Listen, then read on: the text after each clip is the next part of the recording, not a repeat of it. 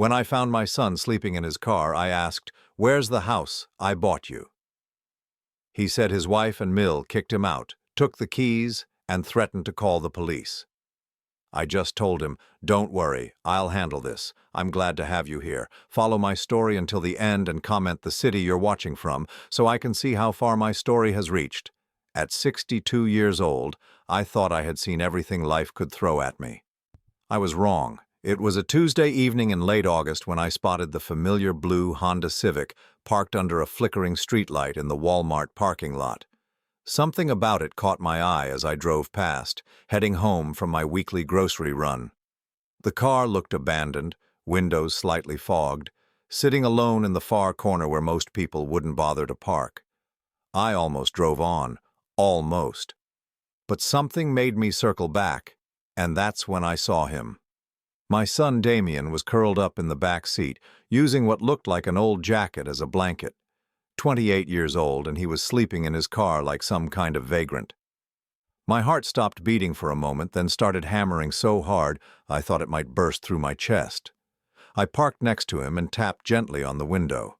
He startled awake, eyes wide and panicked like a cornered animal. It took him a few seconds to recognize me, and when he did, the shame that washed over his face nearly broke me in half. "Dad?" His voice was muffled through the glass, thick with sleep and something else, something that sounded like defeat. He unlocked the door and slowly climbed out, stretching his cramped limbs. He looked terrible. Thinner than I remembered, with dark circles under his eyes and stubble covering his usually clean-shaven face. His clothes were wrinkled, like he'd been wearing them for days. "What are you doing here, son?" I tried to keep my voice steady, but I could hear it shaking. Damien wouldn't meet my eyes. He stared at the cracked asphalt, hands shoved deep in his pockets. I didn't have anywhere else to go. The words hit me like a physical blow. "What do you mean?" "What about the house? The house I bought for you and Christine." That's when he looked up, and I saw something in his eyes that scared me more than anything else. It wasn't just sadness or embarrassment, it was fear. "She took it," he said quietly. "Christine and her mother. They changed the locks 3 days ago." I felt my mouth go dry. "They what?" "They said I don't deserve it anymore, said I'm a burden and that Christine needs to think about her future." His voice cracked slightly. "They told me if I tried to come back, they'd call the police and say I was threatening them." The parking lot around us felt like it was spinning. I gripped the door handle of my truck to steady myself. "Are you telling me that your wife and her mother kicked you out of the house I bought for you? The house that's in my name?" Damien's shoulders sagged even further. "I know it sounds crazy, Dad, but Eleanor, Christine's mom, she has all these legal documents. She showed them to me. Said Christine is the rightful owner now because we're married and I signed some papers." He pulled out a crumpled bottle of pills from his jacket pocket, shaking 2 into his palm. "She said my anxiety makes me confused about things like ownership and responsibility." I watched him swallow the pills dry, and something cold settled in my stomach. "What are those?" "Anxiety medication. Dr. Peterson prescribed them. Christine says I need to take them twice a day or my panic attacks get worse." He put the bottle back in his pocket. "She's been helping me remember to take them for the past 6 months." 6 months? I tried to remember the last time I'd spoken to my son for more than 5 minutes. It had been longer than that, I realized with a sick feeling, much longer. After his mother died 2 years ago, I'd thrown myself into my own grief and isolation. I'd assumed Damien was fine with Christine. I'd assumed wrong. "How long have you been sleeping in your car?" 3 days. He leaned against the Honda, exhaustion written in every line of his body. "I tried calling you, but Christine said you were probably busy and wouldn't want to be bothered with our problems. She said I needed to figure things out on my own like a real man." My hands clenched into fists. "She said what?" "It's okay, Dad. She's probably right. I have been pretty useless lately. I can't seem to focus at work, I keep forgetting things, and I get overwhelmed really easily. Maybe I don't deserve the house." Listening to my son talk about himself like that was like watching someone slowly bleed to death. This wasn't the Damien I'd raised. My son had been confident, capable, funny. He'd had dreams and ambitions. The man standing in front of me seemed like a shadow of that person. "Son, listen to me very carefully," I said, stepping closer. "You deserve better than sleeping in a parking lot. That house isn't Christine's house. I bought it with my own money, $85,000 cash, and I put it in my name with the understanding that you and your wife would live there. No one has the right to kick you out of it." For the first time since I'd found him, something flickered in Damien's eyes. Hope, maybe, or just desperation. "But the papers Eleanor showed me—" "I don't care what papers she showed you. I want you to come home with me tonight. We're going to figure this out." Damien hesitated, glancing back at his car like it was some kind of refuge. "Christine said if I involved you, it would just prove I can't handle my own problems. She said you'd be disappointed in me for being so weak." The manipulation was so obvious, so cruel, that I had to bite my tongue to keep from saying something I'd regret. Instead, I put my hand on my son's shoulder. "The only thing that would disappoint me is if you spent another night sleeping in this parking lot when I have a perfectly good guest room at home." He looked up at me then, really looked at me, and I saw the little boy who used to run to me when he scraped his knee or had a bad dream. "Are you sure?" "I'm sure. And tomorrow we're going to go have a conversation with your wife." Something shifted in Damien's expression, a flicker of worry that made my stomach tighten. "Dad, you can't just show up there. Christine doesn't like unexpected visitors, and Eleanor gets really upset when people don't follow proper procedures. They have rules about—" "Rules?" I interrupted. "What kind of rules?" "Like, I'm supposed to call before I come over, even though it's supposed to be my house too, and I can't bring anyone with me without permission, and if I seem agitated or argumentative, I have to leave until I can discuss things calmly." The words came out in a rush, like he'd memorized them. "Christine says it's because my mental state has been so unstable lately." Every word out of his mouth made me angrier. "Damien, do you hear yourself? Do you hear what you're saying?" He blinked at me, confused. "What do you mean?" "You're talking about your own home like it's a prison with visiting hours." The confusion on his face deepened, and I realized that whatever had been done to him, it had been thorough. He genuinely couldn't see how wrong this all was. "Come on," I said, gently guiding him toward my truck. "Let's get you something to eat and a decent night's sleep. Tomorrow we'll deal with Christine and her mother." As we drove to my house, Damien stared out the window in silence.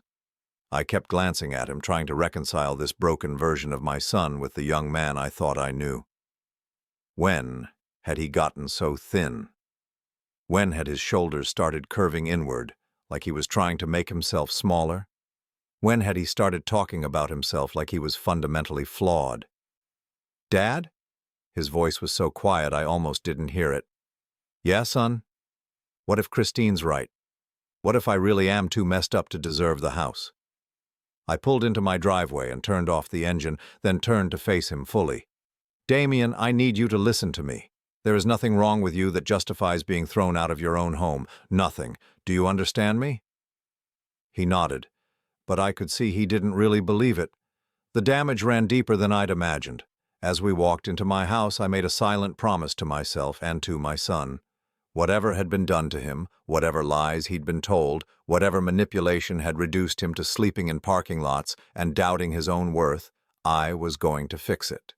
But first I had to understand exactly what I was dealing with, and that meant paying a visit to Christine and her mother, whether they liked unexpected visitors or not. The next morning I watched Damien pick at his breakfast like a bird afraid the food might be poisoned.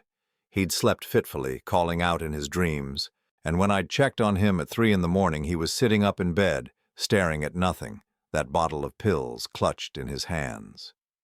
"Did you take your medication this morning?" I asked, trying to keep my voice neutral. He nodded quickly. "Christine always makes sure I take them with breakfast. She says skipping doses can cause severe withdrawal symptoms." I made a mental note to research those pills later. "Are you ready to go to the house?"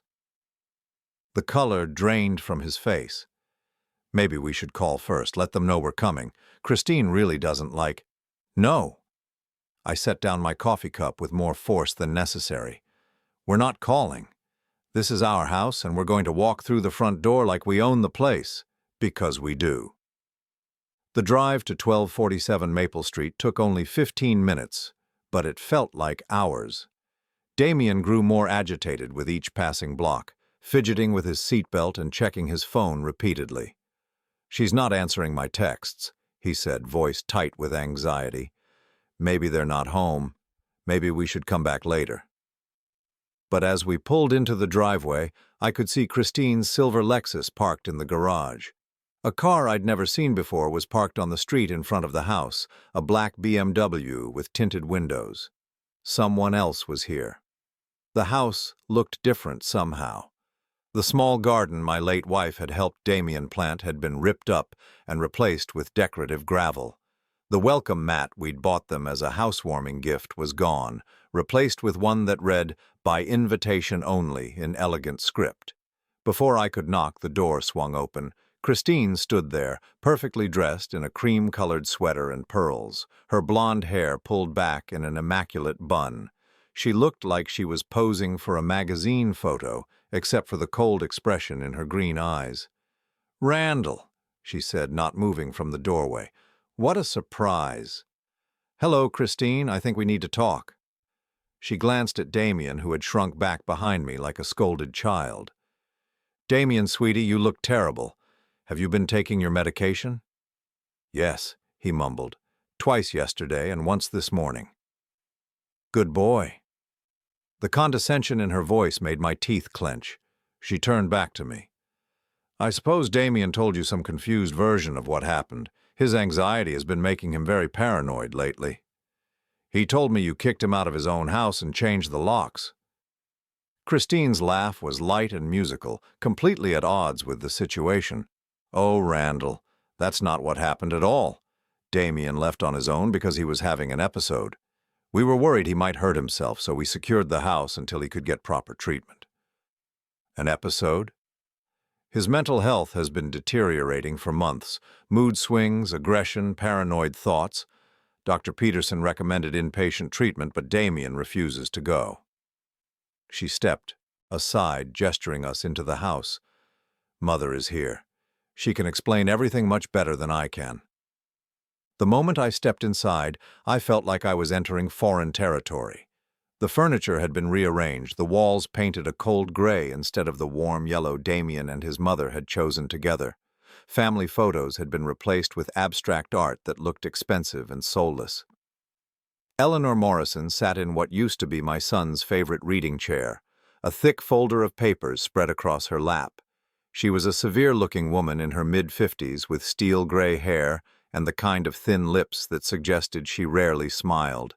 She looked up at us with the expression of someone who'd found something unpleasant on the bottom of her shoe. "Randall," she said without standing, "I've been expecting this visit." "Have you?" I sat down across from her without being invited.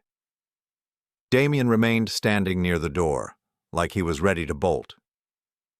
"Of course. When someone has a mental breakdown and starts spreading wild stories, it's natural for family members to get involved." Eleanor picked up a document from her pile. "I have all the necessary paperwork right here. Medical evaluations, competency assessments, power of attorney documents." My blood went cold. Power of attorney? Christine was granted temporary power of attorney 3 weeks ago, when Damien was hospitalized for a psychiatric evaluation.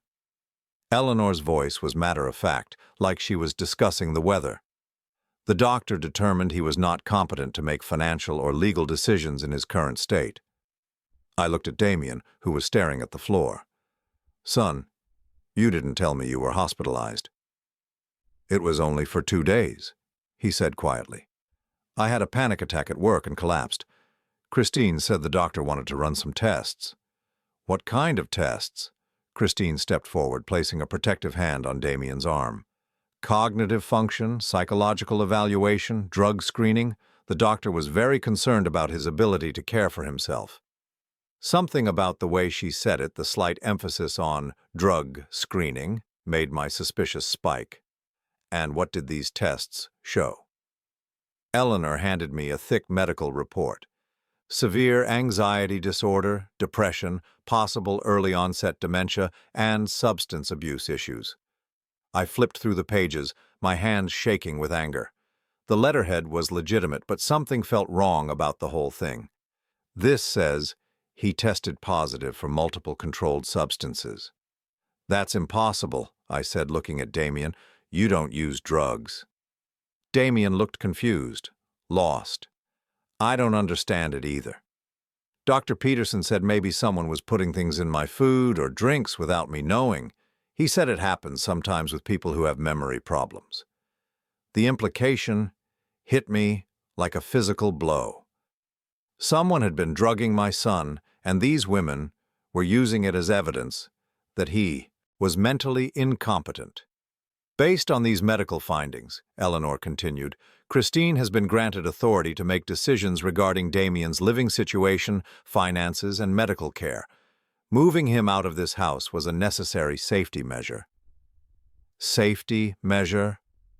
My voice was dangerously low. For whom? For everyone, Christine said smoothly. Damien's behavior has become increasingly erratic. Last week he accused me of moving his things around the house. He claimed I was trying to confuse him deliberately. That kind of paranoid thinking is very concerning. I watched my son's face crumple with shame and self-doubt. Maybe I did imagine it, he whispered. I have been forgetting a lot of things lately. Of course you have, sweetie, Christine said, her voice dripping with false sympathy. That's why you need proper care, professional care. The pieces were starting to come together in my mind, forming a picture so ugly I almost couldn't believe it. But the evidence was right there in front of me. My son, systematically drugged and gaslit into believing he was mentally ill. His wife, using his condition to gain control of his life and assets. His mother-in-law providing legal and logistical support for what amounted to psychological abuse. I want to see the original deed to this house, I said. Eleanor smiled for the first time since I'd arrived, but it wasn't a pleasant expression. I'm afraid that won't be necessary. As Damien's power of attorney, Christine has full authority over any property assets. That's not how property ownership works, Eleanor. Actually, it is. She pulled out another document. This house was purchased as a marital asset. Under state law, both spouses have equal claim to marital property. Given Damien's incompetence determination, Christine's claim takes precedence. I could see Damien wilting with every word, believing these lies about his own inadequacy. The systematic destruction of his self-worth was so thorough, so cruel, that I wanted to grab both these women and shake them until they admitted what they were doing. Instead, I stood up slowly, my decision made. I think I've heard enough. Good, Christine said, relief evident in her voice. I'm glad you understand that this is what's best for Damien. We've looked into some excellent facilities where he can get the help he needs. Oh, I understand perfectly. I turned to my son. Damien, we're leaving, now. But Dad, maybe they're right. Maybe I do need... No. I put my hand on his shoulder, feeling how thin he'd gotten through his shirt. You don't need anything these people are offering. Eleanor stood up, her expression hardening.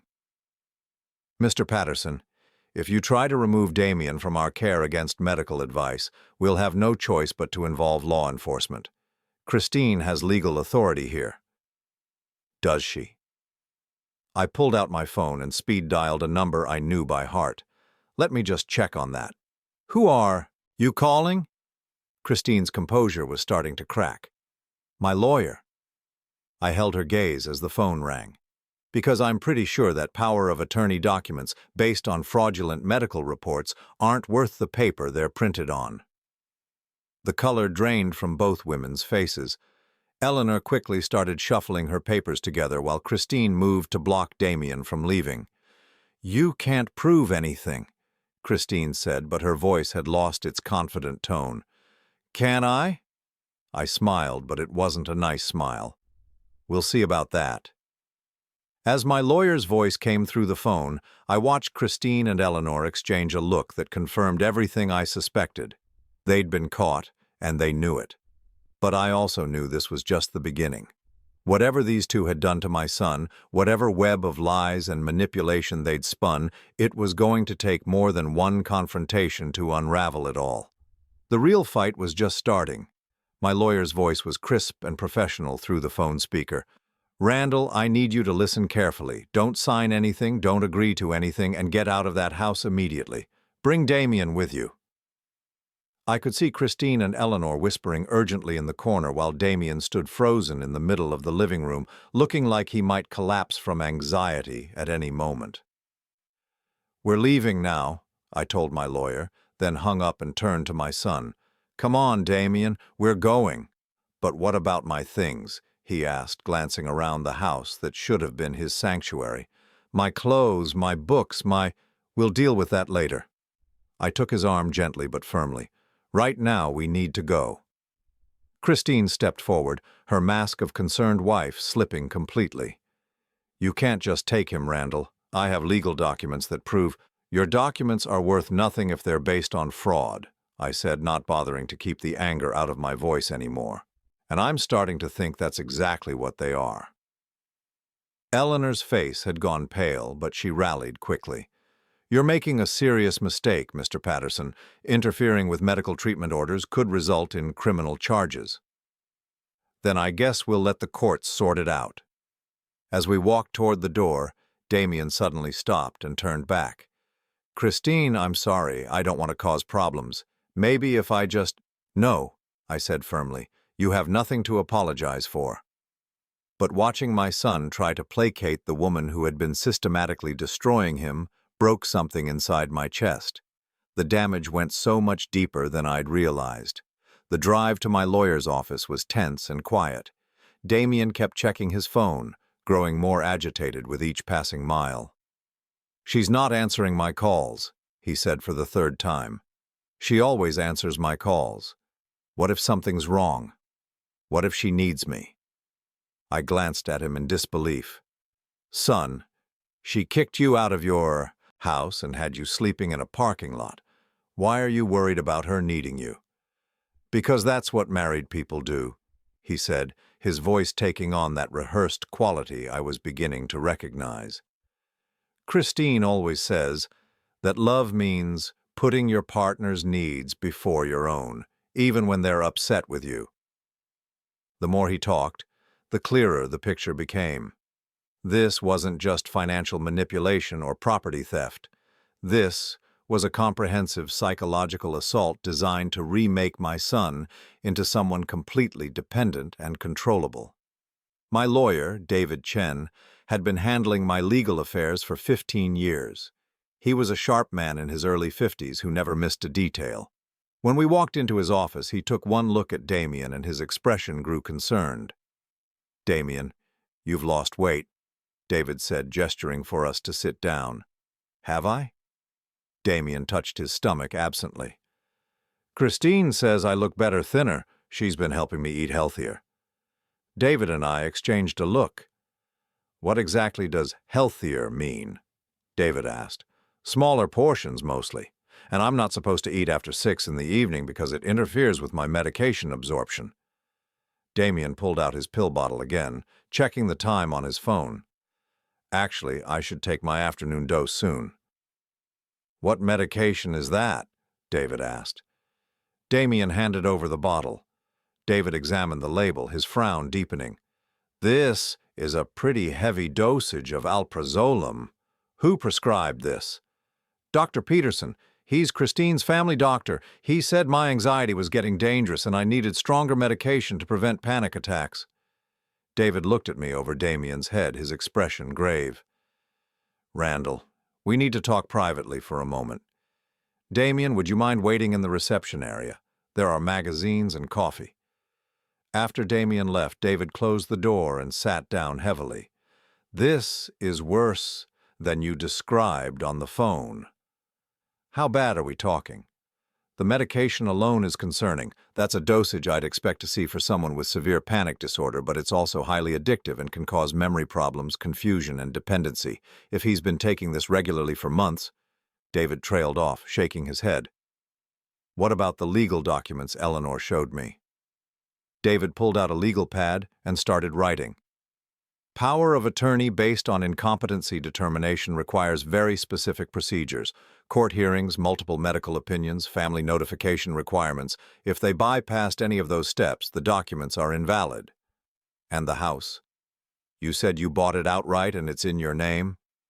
$85,000 cash. The deed is in my name with Damien listed as beneficiary. Then legally, it's your house. Marriage doesn't automatically transfer property ownership, especially property that was purchased before the marriage with separate funds. David looked up from his notes. But Randall, I'm more concerned about your son right now than the property. What you're describing sounds like systematic abuse. The word hung in the air between us like a physical presence. Abuse. I'd been thinking manipulation, control, even theft. But abuse was what this really was. What do we do? First, we get Damien to a real doctor, independent medical evaluation, blood tests to see what's actually in his system. Second, we gather documentation, bank records, medical records, anything that shows a pattern of control or deception. David leaned forward. Third, you need to prepare for this to get ugly. If Christine and her mother are willing to go this far, they're not going to give up easily. Over the next 3 days, the true scope of the deception began to reveal itself. David had called in favors with a doctor friend who agreed to see Damien immediately. Dr. Sarah Williams was a psychiatrist who specialized in medication management and psychological trauma. After a 2-hour evaluation, she asked to speak with me privately while Damien waited outside. Mr. Patterson, I'm going to be direct with you, Dr. Williams said, her expression serious. Your son has been significantly over-medicated for months, possibly longer. The dosage of alprazolam he's been taking would sedate most people to the point of barely functioning. Is that why he seems so confused and exhausted all the time? Partly, but there's more. She pulled out a folder of test results. The blood work shows traces of other substances that aren't in his prescribed medication. Someone has been giving him additional sedatives, probably in his food or drinks. My hands clenched into fists. Proof that he's being drugged? Medically, yes. Legally, it's more complicated. The substances could have been given without his knowledge, or he could have taken them himself if he was confused about his medication schedule. Dr. Williams hesitated. But combined with what you've told me about his living situation and the psychological control, I believe your son has been the victim of systematic psychological and medical abuse. That afternoon, while Damien napped off the effects of the medication withdrawal Dr. Williams had started him on, I drove to the bank where I'd maintained accounts for 30 years. The branch manager, Patricia Ross, had handled the mortgage and purchase of Damien's house personally. Randall, good to see you, Patricia said, leading me into her office. What can I help you with today? I need to see all the account activity related to the house I bought for my son, any attempts to change ownership, transfer funds, or access the account. Patricia's fingers flew over her keyboard. After a few minutes, her expression shifted to concern. Randall, there have been several attempts to access this account in the past 3 months. Someone has been calling claiming to be Damien's power of attorney, requesting account information and trying to add Christine Patterson as a joint account holder. Did you give them any information? No, because the power of attorney documents they faxed over didn't match our security requirements. They were missing court seals and proper notarization. Patricia printed out several pages, but they were very persistent. The last call was just 2 days ago. I studied the call logs. 5 attempts in August alone, all from someone claiming to represent Christine or Eleanor. They'd been planning this for months. There's something else, Patricia said quietly. Yesterday, we received a faxed request to transfer the deed of the property to Christine Patterson with what appeared to be your forged signature. The room felt like it was tilting. Forged signature? Our signature verification flagged it immediately. It was a good forgery, but not good enough. She handed me a copy of the document. Someone spent considerable time and effort trying to steal your house, Randall. That evening, I sat across from Damien at my kitchen table, watching him eat his first real meal in days. Dr. Williams had warned me that withdrawal from the medication would be difficult, and I could already see the effects. His hands shook slightly, and he kept looking around nervously, but his eyes were clearer than they'd been since I found him in that parking lot. "Dad, I need to ask you something," he said suddenly, "and I need you to be honest with me." "Of course." "Do you think there's something wrong with my brain? Like, medically wrong?" The question broke my heart. "Why would you ask that?" "Because Christine and Dr. Peterson keep telling me I'm sick, that I can't trust my own thoughts or memories. But since I stopped taking those pills, I've been remembering things." He set down his fork, his voice growing stronger. "I remember Christine moving my belongings around the house and then acting confused when I couldn't find them. I remember her canceling plans with my friends and telling me they called to cancel. I remember her telling me you said I was a disappointment and that you didn't want to see me anymore." Rage filled my chest so completely I thought I might explode. I never said any of those things. I know that now. But when you're medicated and confused all the time and someone you trust keeps telling you things that don't feel right but sound possible, he shrugged helplessly. You start believing maybe you really are losing your mind. "Damien, listen to me very carefully. Your mind is fine. You were being systematically poisoned and manipulated by people who wanted to control you. That's not mental illness, that's abuse." For the first time since I'd found him in that parking lot, my son looked me directly in the eyes. "Dad, I think they were planning to have me committed permanently." "What makes you say that?" "Because Eleanor kept talking about long-term care facilities and how much money it would cost. She said I'd probably need to be there for years, maybe forever." Damien's voice was barely above a whisper, and she seemed happy about it. The pieces of their plan were becoming horribly clear. Get Damien declared mentally incompetent, gain control of his assets and property, then warehouse him somewhere where he couldn't interfere with their lives or their theft. My phone rang, interrupting my thoughts. Christine's name appeared on the screen. "Don't answer it," Damien said quickly, panic creeping back into his voice. "Why not?" "Because she'll want to know where I am and she'll be angry that I left without permission. She doesn't like it when I make decisions without consulting her first." I looked at my 28-year-old son, afraid to answer a phone call from his own wife, and something inside me snapped. I picked up the phone. "What do you want, Christine?" "Where is my husband?" Her voice was cold and sharp, nothing like the sweet, concerned tone she'd used in front of other people. "Damien is exactly where he belongs, with his family. I am his family, I'm his wife, and if you don't bring him back immediately, I'm going to have you arrested for kidnapping and elder abuse." I almost laughed at the audacity. Elder abuse? Damien is 28 years old.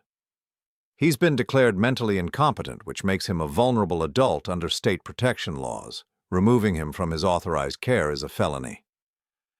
"Your power of attorney is fraudulent, Christine. The hospital records are fraudulent. The medication regimen was designed to incapacitate him, and we have documentation of all of it." The silence on the other end of the line stretched so long I thought she might have hung up. When she finally spoke, her voice was different. Not the fake sweetness or even the cold anger, but something much more dangerous. "You have no idea what you're dealing with, Randall. You think you can just waltz in and destroy everything I've worked for? You think some old man with a lawyer can outsmart me?" Her laugh was bitter and ugly. "I've been planning this for 3 years. 3 years of careful documentation, medical records, witness statements. I own your son and I own that house, and there's nothing you can do about it." The mask was completely off now, and what I saw underneath was terrifying. "We'll see about that," I said and hung up. Damien was staring at me with wide eyes. "She's really angry, isn't she?" "Yes, she is, because she's been caught." But as I looked at my son, still trembling slightly from medication withdrawal, still afraid of his own wife, I realized that proving Christine's guilt was only the first step. The real battle would be helping Damien recover from what she'd done to him and protecting him from whatever desperate measures she might take now that her plan was falling apart. And based on that phone call, I had a feeling Christine wasn't finished with us yet. The restraining order arrived by courier the next morning while Damien was taking his first shower in a week without someone timing him. I stood in my kitchen, reading the official court document that painted me as a dangerous predator who had kidnapped a vulnerable adult from his loving caregivers. According to Christine's sworn statement, I had forcibly removed Damien from proper medical supervision, threatened his legal guardians with violence, and was currently preventing him from receiving life-saving psychiatric treatment. The order gave me 24 hours to return Damien to Christine's custody or face immediate arrest. "It's very well done," David said over the phone after I read him the document. "Professionally prepared, filed in the right jurisdiction, all the proper legal language. If I didn't know better, I'd say she had experienced legal help." "What do you mean, experienced?" "This isn't something you throw together overnight, Randall. Someone with knowledge of elder law and psychiatric commitment procedures helped her create this paperwork. Someone who knows exactly how to manipulate the system." I thought about Eleanor's thick folder of documents, her confident manner when discussing power of attorney laws. The mother-in-law, she must have legal experience. That would make sense. "Look, we can fight this, but it's going to take time, and until we get a hearing, you're technically in violation of a court order." Damien appeared in the kitchen doorway, looking more alert than I'd seen him in days, but still fragile. His color was better and the constant tremor in his hands had mostly stopped, but there were still dark circles under his eyes. "What's wrong?" he asked, noticing my expression. "Is it Christine?" I folded the restraining order and put it in my pocket. No point in frightening him more than necessary. Just some legal paperwork. Nothing we can't handle. But Damien wasn't fooled. "She's trying to make me come back, isn't she?" "Yes." He sank into a kitchen chair, suddenly looking much older than his 28 years. "Maybe I should just go back, avoid all the trouble." "Absolutely not." "But Dad, you don't understand what she's capable of when she's angry. The last time I upset her, she—" He trailed off, staring at the table. "She what?" "She called Dr. Peterson and told him I was having violent fantasies. He increased my medication and recommended I be hospitalized for observation." Damien's voice was barely audible. "I spent 5 days in a psychiatric ward because I asked her why she'd thrown away my mother's recipe book. The casual cruelty of it took my breath away." "She had you committed for asking about your mother's recipes?" "She said I was becoming obsessive about dead people and that it was unhealthy for my recovery." He looked up at me, eyes full of shame. "The doctors there said I had signs of early dementia, that I was creating false memories about my mother because I couldn't accept her death." I had to grip the edge of the counter to keep from putting my fist through the wall. "Damien, your memories of your mother are not false. She did have a recipe book. She left it to you specifically in her will." "Really?" "Really. It's in the storage unit with the rest of her things. We'll go get it this afternoon." For a moment, my son looked like the child who used to help his mother bake cookies every Sunday, eager and hopeful. Then the expression faded, replaced by that learned helplessness Christine had trained into him. "What if the doctors were right, though? What if I am sick and I just don't realize it?" Before I could answer, my phone rang. An unknown number, but something about the timing made my stomach tighten. I answered warily. "Mr. Patterson, this is Dr. Peterson." The voice was smooth and professional with just a hint of condescension. "I understand you've removed Damien from his prescribed care regimen." "And you are?" "I'm Damien's psychiatrist. I've been treating him for severe anxiety disorder and early cognitive decline. His wife is very concerned about his current state." I could see Damien tense up at the mention of his name. He knew this voice, and it scared him. "Dr. Peterson, I've had my son evaluated by an independent psychiatrist. Your diagnosis appears to be inaccurate." "I'm sure you believe that, Mr. Patterson, but family members often have difficulty accepting a loved one's mental health decline. Denial is very common in these situations." His tone was patronizing, like he was explaining something to a slow child. "Damien requires specialized care that you simply aren't qualified to provide. What I think Damien requires is to be free from people who drug him without his knowledge." The silence on the other end was telling. When Dr. Peterson spoke again, his voice was slightly less confident. I'm not sure what you're implying, but I've always followed proper medical protocols with Damien's treatment. Protocols that included prescribing massive doses of alprazolam for anxiety that conveniently disappeared the moment he stopped taking your pills. Withdrawal symptoms can temporarily mask underlying conditions.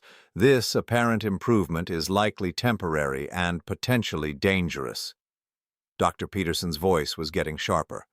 If Damien continues without proper medication, he could have a complete psychological break. He could become violent.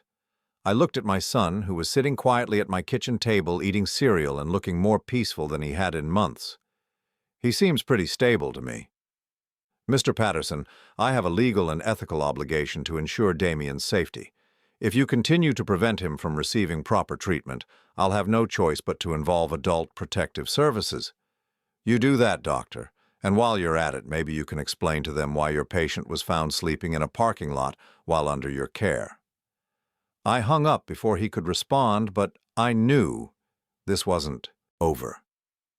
The web of people involved in manipulating Damien was bigger than just Christine and Eleanor. Was that really Dr. Peterson? Damien asked, his voice small. Yes. He sounded angry.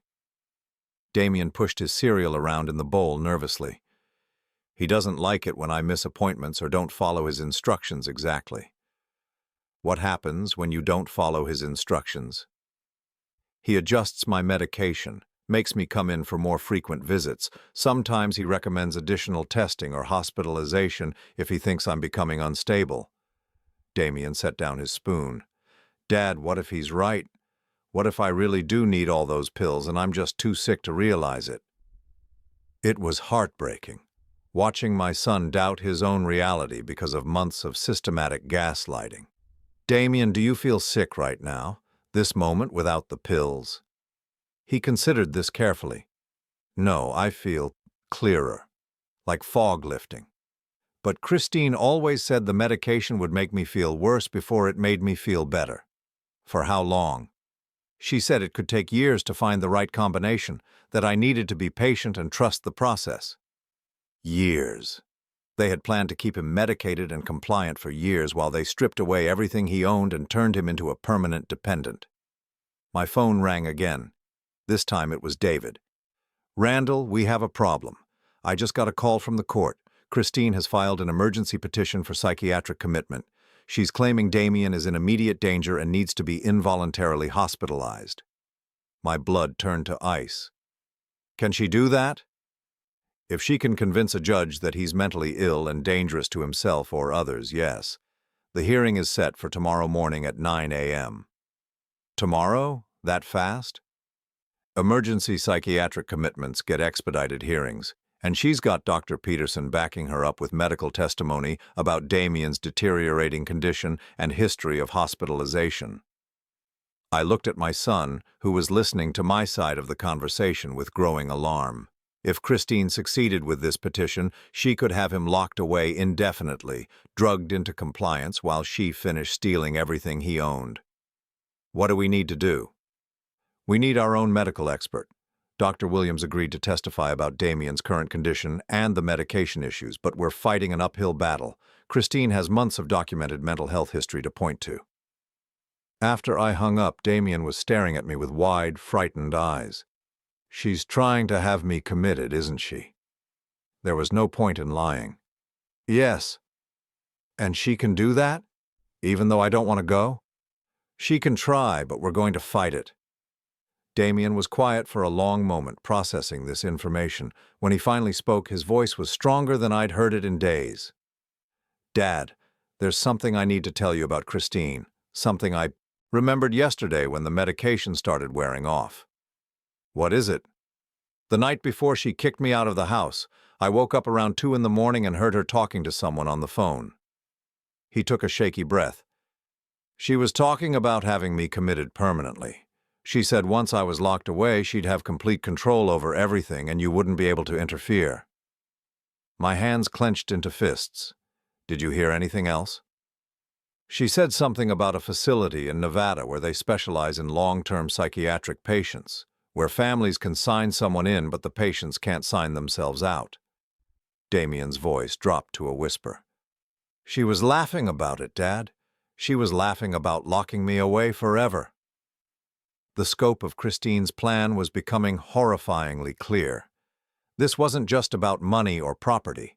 This was about completely erasing my son from existence, turning him into a convenient psychiatric patient while she lived in his house and spent his inheritance. There's more, Damien continued.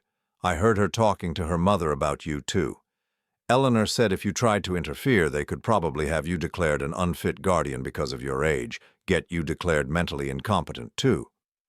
So that was their backup plan. If they couldn't get rid of me through legal intimidation, they'd use the same psychiatric manipulation tactics they'd used on Damien. Dad, I'm scared.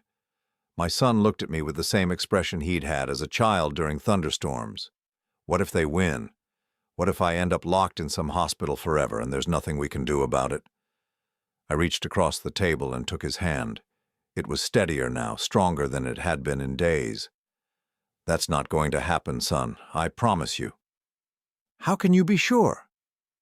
Because looking at my son now, seeing him clear-headed and alert for the first time in months, I realized something Christine and her accomplices had overlooked. They'd spent so much time and energy breaking Damien down that they'd forgotten what he was capable of when he wasn't drugged into submission. My son wasn't just a victim. He was a witness. And tomorrow morning he was going to tell a judge exactly what had been done to him. Because we're going to tell the truth, Damien, all of it. For the first time since I'd found him in that parking lot, my son smiled. Really smiled, not the nervous, medicated grimace I'd gotten used to seeing. You know what, Dad? I think I'm ready to fight back. But as I watched him square his shoulders with determination I hadn't seen in years, I couldn't shake the feeling that Christine had one more card to play. And people desperate enough to drug someone for months and fake psychiatric evaluations weren't likely to give up just because they'd been caught. The real battle was about to begin, and I had no idea how far they were willing to go to win it. The courthouse, at 8:30, the morning was already bustling with activity, but I felt like we were walking into a battlefield. Damien stayed close beside me, his newly clear eyes taking in everything with an alertness I hadn't seen in months. He'd insisted on wearing his best suit, the one he'd bought for job interviews before Christine convinced him he was too sick to work. You ready for this? I asked as we climbed the stone steps. More ready than I've been for anything in a long time, he said, and I was surprised by the strength in his voice. David met us in the hallway outside the courtroom, looking grim.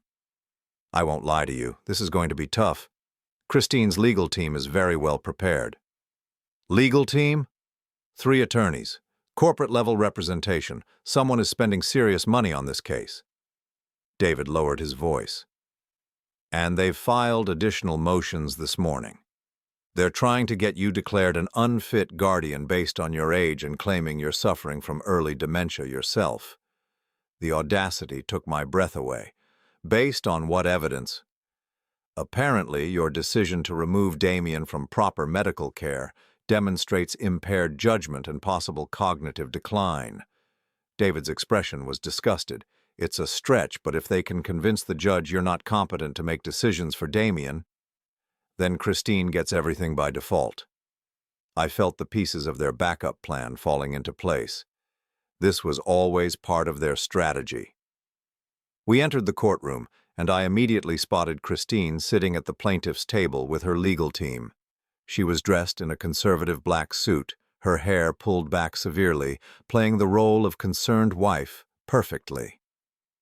Eleanor sat behind her in the gallery, wearing an expression of righteous concern. What surprised me was the third person at their table, a tall man in an expensive suit who looked more like a corporate lawyer than someone who handled psychiatric commitment cases. "Who's the third attorney?" I whispered to David. He checked his notes. "Richard Blackwell, senior partner at Morrison, Blackwell and Associates." Morrison? I looked back at Eleanor, who was watching us with cold satisfaction. Any relation to Eleanor Morrison? Her ex-husband. She kept the name after the divorce. David's eyes widened as the implication hit him. This isn't just personal, Randall. This is a family business. The judge, Honorable Patricia Wells, was a stern-looking woman in her 60s, with silver hair and sharp eyes. She'd clearly reviewed the case files thoroughly before entering the courtroom. "This is an emergency hearing regarding the psychiatric commitment of Mr. Damien Patterson," she announced. "I've reviewed the petitions and supporting documentation. Ms. Patterson, you may present your case." Christine's lead attorney, a polished woman named Sarah Hendricks, stood up with theatrical concern. "Your Honor, this is a heartbreaking case of a loving family trying to protect a severely mentally ill young man from his own deteriorating condition and from family members who refuse to accept the reality of his diagnosis." She launched into a carefully crafted narrative, painting Damien as increasingly unstable, violent, and delusional. She presented Dr. Peterson's medical records, the forged psychiatric evaluations, and testimony from neighbors claiming they'd heard disturbing behavior from the house. "Mr. Patterson's father has removed him from all medical supervision, despite clear evidence that the patient requires intensive psychiatric care," Hendricks continued. "This represents a clear and present danger to Mr. Patterson's well-being and to the safety of others." Dr. Peterson took the stand, his testimony smooth and professional. He described Damien's alleged deterioration, his violent tendencies, and his need for long-term institutional care. Everything was presented as medical fact, backed by official-looking documentation. "In my professional opinion," Dr. Peterson concluded, "Mr. Patterson requires immediate involuntary commitment to prevent further deterioration and possible harm to himself or others." When it was our turn, David stood up with quiet confidence. "Your Honor, this case represents one of the most systematic and cruel cases of abuse I've encountered in 20 years of practice. Mr. Patterson has not been receiving medical care. He has been the victim of a coordinated scheme to render him mentally incompetent through over-medication and psychological manipulation." Dr. Williams took the stand, her testimony precise and damning. She explained the excessive medication, the additional sedatives found in Damien's blood work, and the rapid improvement in his condition once the drugs were removed. "Your Honor, Mr. Patterson was not mentally ill. He was being systematically poisoned." Christine's attorney objected, claiming the testimony was speculation, but Dr. Williams had documentation. Blood tests, medication analysis, expert opinions on the psychological effects of the drug combinations Damien had been given. Then David called me to the stand. "Mr. Patterson, you purchased a house for your son and daughter-in-law in 2019. Can you tell the court about the ownership structure of this property?" "I purchased the house for $85,000 cash. The deed is in my name with Damien listed as beneficiary. It was always understood that they would live there, but legally I retained ownership." "And what attempts have been made to change this ownership?" I pulled out the bank documents Patricia had given me. Multiple attempts to transfer the deed, add Christine as a joint owner, and access the property accounts, all using forged documentation and fraudulent power of attorney claims. Christine's face had gone pale, but her attorney was quick to object. "Your Honor, property disputes are not relevant to psychiatric commitment proceedings." But Judge Wells was listening intently. "I think they're very relevant, Counselor. Please continue, Mr. Patterson." David handed me another document. "Can you identify this?" "This is the original deed to the house. As you can see, it's never been legally transferred. Christine Patterson has no legal claim to this property." The courtroom was dead silent. Christine was whispering urgently with her attorneys, and Eleanor's face had gone white. "Your Honor," David continued, "this was never about mental health care. This was about financial control. Mrs. Patterson and her associates systematically drugged Mr. Patterson into compliance while attempting to steal his inheritance and property." Judge Wells called for a brief recess, and I could see Christine's legal team in heated discussion. When court resumed, their strategy had completely shifted. "Your Honor," Hendricks said, standing again but with noticeably less confidence, "even if there are property disputes to be resolved, that doesn't change the medical evidence regarding Mr. Patterson's mental state. Actually, it does, David replied, because we have evidence that the medical evaluations themselves were fraudulent. He presented the bank records showing payments from Eleanor Morrison to Dr. Peterson's practice, payments that coincided with each of Damien's psychiatric evaluations. He showed documentation of the forged hospital admission records and evidence that the psychiatric facility Dr. Peterson claimed to have used didn't actually exist. Dr. Peterson has been paid over $15,000 by Mrs. Morrison over the past 8 months to provide false medical documentation supporting this scheme. Dr. Peterson, who had been looking confident throughout his testimony, was now visibly sweating. Christine had slumped in her chair, and Eleanor was staring at the exit like she was calculating how quickly she could leave. But David wasn't finished. Your Honor, we also have testimony from Mr. Patterson himself about the abuse he suffered.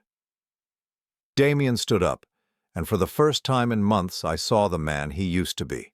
Straight shoulders, clear eyes, determined voice. Your Honor, my wife and her mother have been drugging me for nearly a year.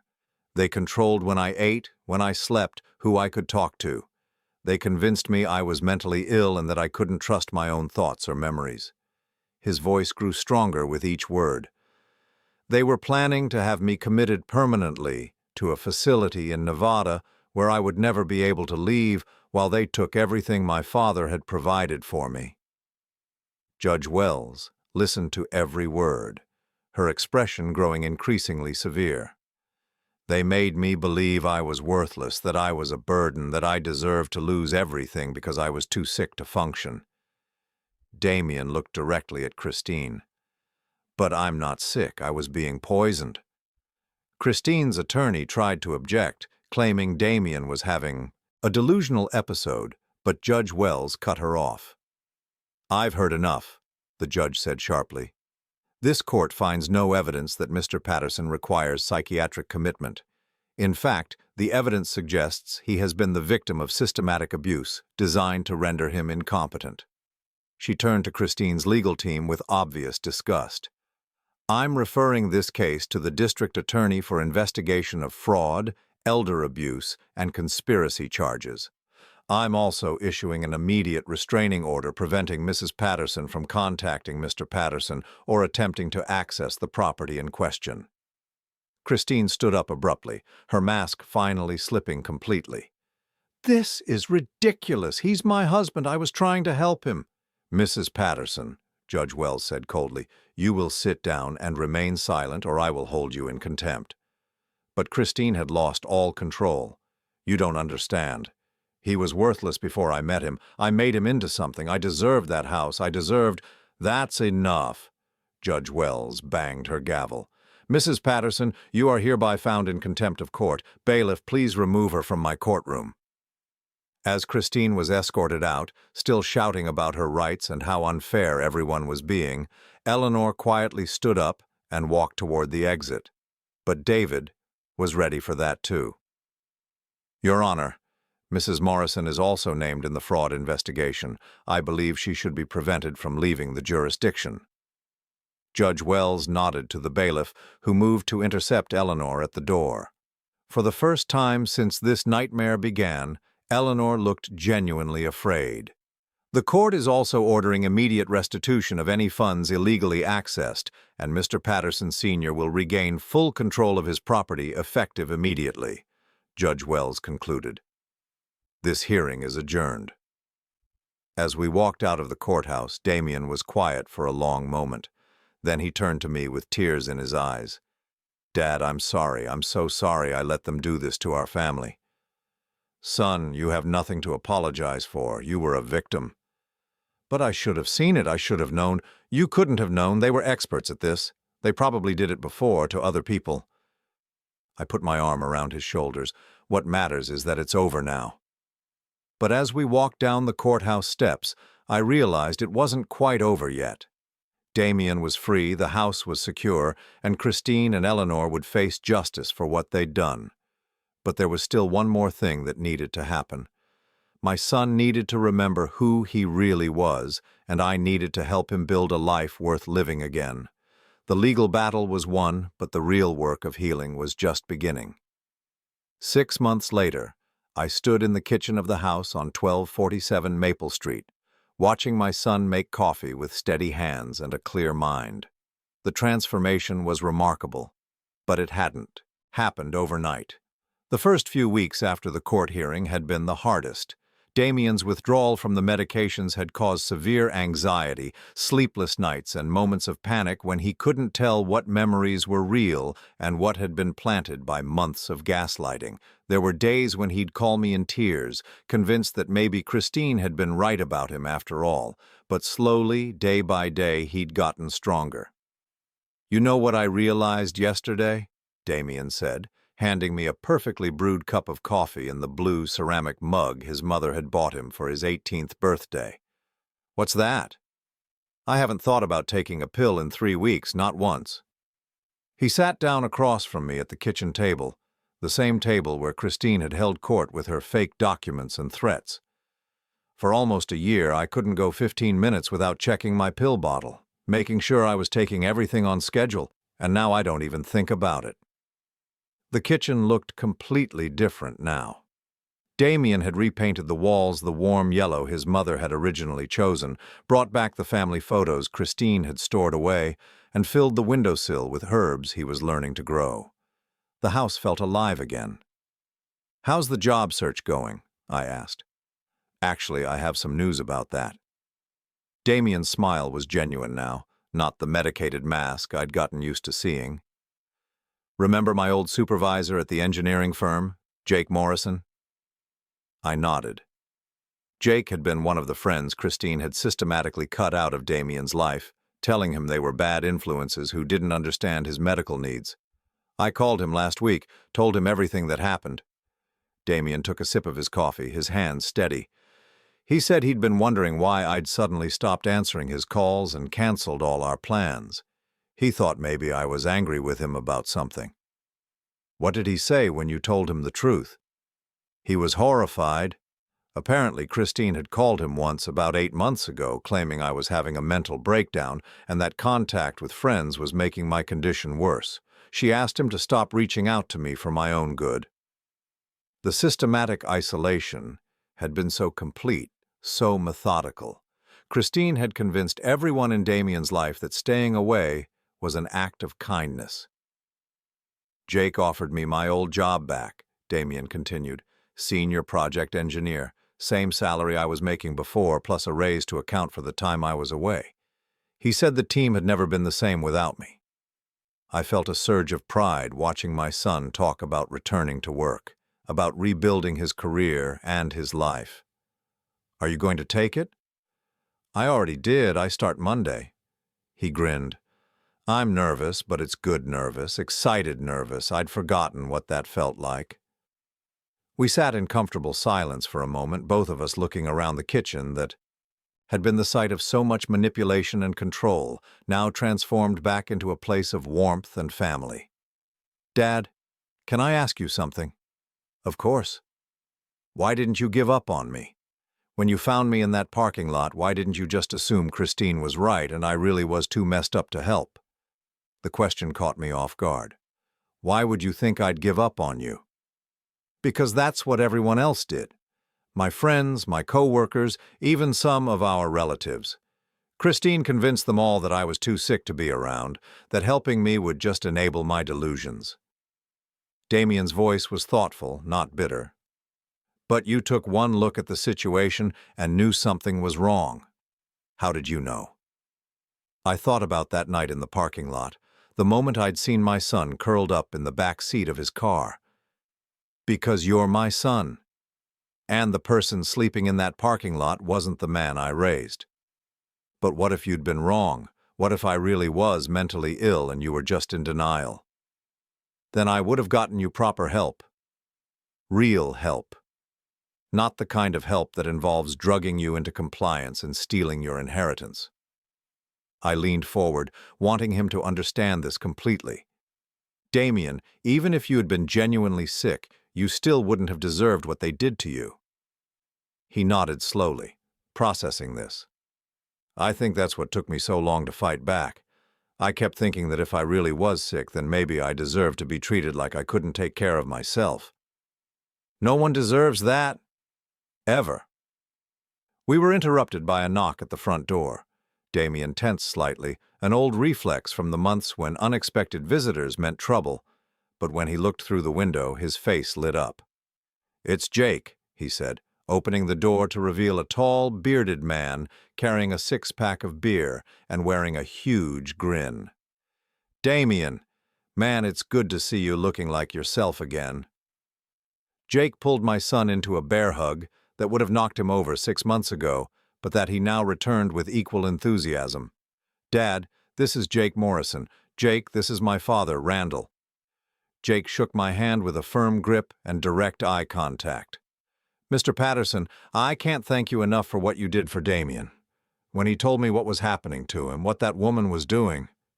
He shook his head. "I still can't believe we all fell for it." "She was very convincing," I said. "She was evil," Jake said bluntly. "I've been kicking myself for months for not seeing through it. Damien's one of the smartest, most capable people I know. The idea that he suddenly became incompetent never made sense, but she had all these medical reports and legal documents. She fooled a lot of people," Damien said, "including me." Jake popped open a beer and handed it to Damien, then offered one to me. "Well, she's not fooling anyone anymore. Did you hear what happened to her?" Damien and I exchanged glances. We deliberately avoided following the legal proceedings against Christine and Eleanor, wanting to focus on healing rather than revenge. "What happened?" Damien asked. "Prison. 2 to 5 years for fraud, conspiracy, and elder abuse. Her mother got 3 to 7 years because she was the ringleader." Jake's satisfaction was evident. Turns out they'd done this before, to Eleanor's first husband. Convinced him he was developing Alzheimer's, had him committed, and took control of his assets. He died in the facility 2 years later. I felt sick. They killed someone. As good as. The investigation found a pattern going back 10 years. They'd target vulnerable men, usually through marriage or family connections, gradually isolate them and convince them they were mentally ill, then take everything they owned. Jake took a long pull of his beer. Damien wasn't their first victim. He was just the first one who got away. Damien was quiet, absorbing this information. How many people?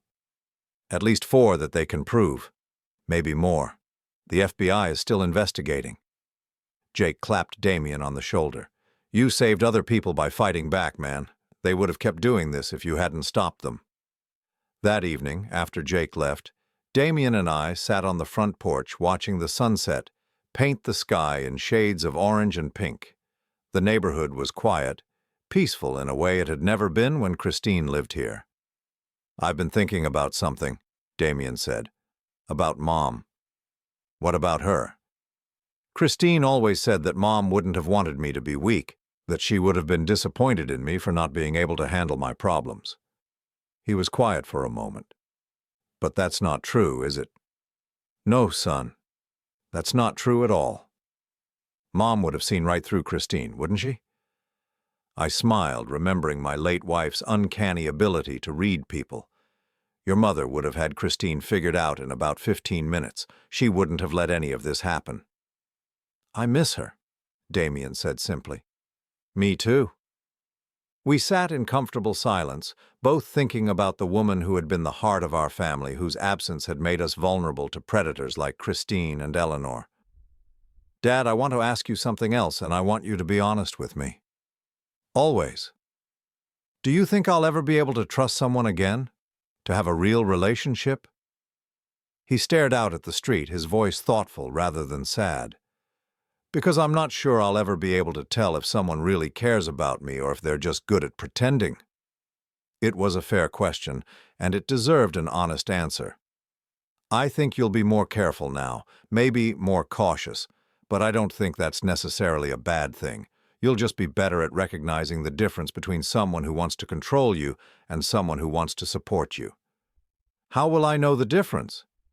"Someone who truly cares about you will want you to be stronger, not weaker. They'll encourage your independence, not your dependence. They'll celebrate your successes, not use your struggles against you." I turned to look at him. You'll know because you'll feel more like yourself when you're with them, not less. Damien nodded slowly. That makes sense. Christine always made me feel like I was failing at being human.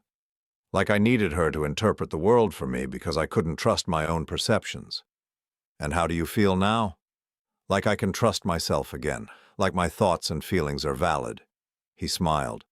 Like I'm enough just as I am. Those words, more than anything else, told me that my son had truly recovered. Not just from the drugs or the manipulation, but from the fundamental damage to his sense of self that Christine had inflicted.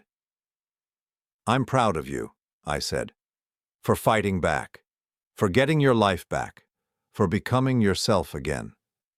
I couldn't have done it without you. Yes, you could have. Maybe not as quickly, but you would have figured it out eventually. You're stronger than you know, Damien. You always have been.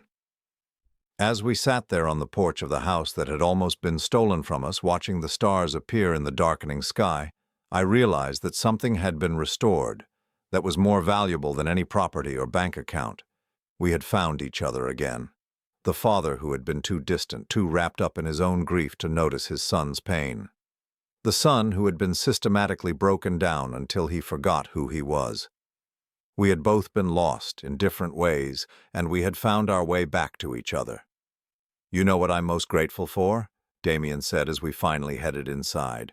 What? That it happened while you were still here to help me. If they had succeeded in having you declared incompetent too, or if something had happened to you. He shook his head. I don't want to think about where I'd be right now. But none of that happened. We're both here, we're both okay, and we're both stronger than we were before. Yeah, Damien said, locking the front door securely behind us. We are.